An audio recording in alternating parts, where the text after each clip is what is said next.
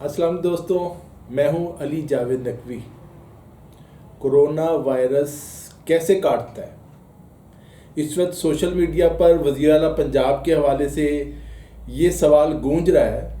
قصہ یوں ہے کہ سینئر صحافی، اینکر پرسن اور انگلش اخبار ڈان کے اسلام آباد کے ریزیڈنٹ ایڈیٹر فہد حسین نے اپنے کالم میں انکشاف کیا کہ کورونا کے حوالے سے ایک اہم ترین اجلاس میں وزیر اعلیٰ پنجاب نے افسران کی بریفنگ سننے کے بعد ان سے معصومانہ سوال کیا کہ کورونا وائرس کیسے کاٹتا ہے۔ آپ اس معصومانہ سوال سے کورونا سے نمٹنے کے لیے پنجاب حکومت کی تیاریوں کا اندازہ کر سکتے ہیں۔ بہرحال وفاقی حکومت اور صوبائی حکومتیں اپنے طور پر کوششیں کر رہی ہیں۔ پیپلز پارٹی کے چیئرمین بلاول بھٹو نے وزیر اعظم عمران خان کو اپنے تعاون کی پیشکش کی ہے۔ یہ وقت ہے کہ سیاسی جماعتیں اور رہنما اپنے اختلافات بھلا کر کورونا کے خلاف لڑیں۔ متحد ہو کر لڑے بغیر کورونا کو شکست دینا ممکن نہیں۔ یہ بھی کہا جا رہا ہے کہ کئی مخیر حضرات اس حوالے سے مالی مدد کے لیے تیار ہیں، لیکن انہیں نیب اور ایف بی آر کا خوف ہے، کہیں بعد میں نیب کے شکنجے میں نہ آ جائے۔ میرا خیال ہے حکومت کو واضح کرنا چاہیے کہ اگر کوئی صاحب حیثیت کورونا کے حوالے سے کسی کی مدد کرنا چاہتے ہیں تو حکومت یا نیب اس سے کم از کم اس معاملے میں پوچھ گچھ نہیں کرے گی کہ انہوں نے جو چندہ دیا ہے، جو ڈونیشن دی ہے، وہ کہاں سے آئی۔ سننے میں یہی آ رہا ہے کہ کئی لوگ کروڑوں روپے دینے کے لیے تیار ہیں، لیکن ڈرتے بھی ہیں۔ یہ بھی ذہن میں رکھیں کہ کورونا وائرس کو شکست دینے کے لیے نہ صرف وفاقی حکومت بلکہ چاروں صوبائی حکومتوں، گلگت بلتستان اور آزاد کشمیر کو مل کر واضح اور مشترکہ حکمت عملی بنانی ہوگی۔ اگر ایک صوبہ بھی کمزور پڑا تو اس کے اثرات ملک بھر میں پھیلیں گے۔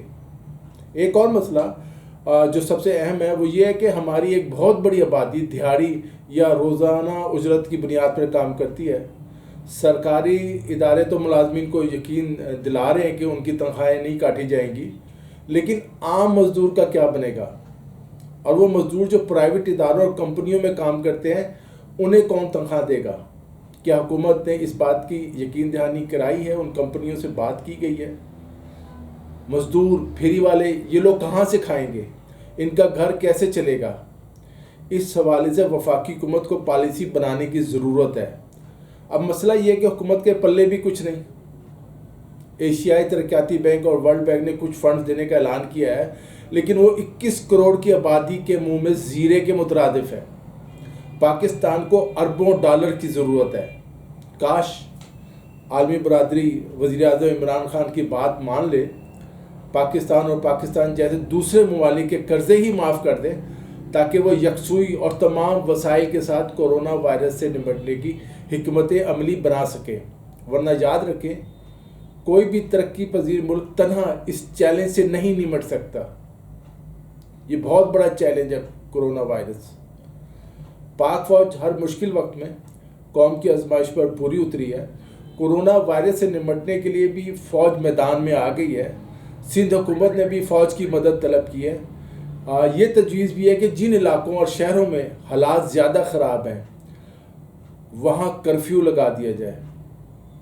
دوستو، یہ مشکل وقت ہے، ہم نے صبر و تحمل کا مظاہرہ کرنا ہے۔ اس وائرس کا ذمہ دار کوئی خاص کمیونٹی نہیں ہے۔ وائرس چین سے شروع ہوا اور پھر پوری دنیا میں پھیلا۔ چین میں کس نے پھیلایا، اس حوالے سے رپورٹ آ چکی ہے، اور چین نے بھی الزام لگایا کہ امریکی فوجی یہ وائرس چین لے کر آئے۔ دنیا میں امریکہ کے دو بڑے دشمن ہیں، ایک چین اور دوسرا ایران۔ کورونا وائرس سے چین اور ایران، یہ دونوں ممالک سب سے زیادہ متاثر ہوئے ہیں۔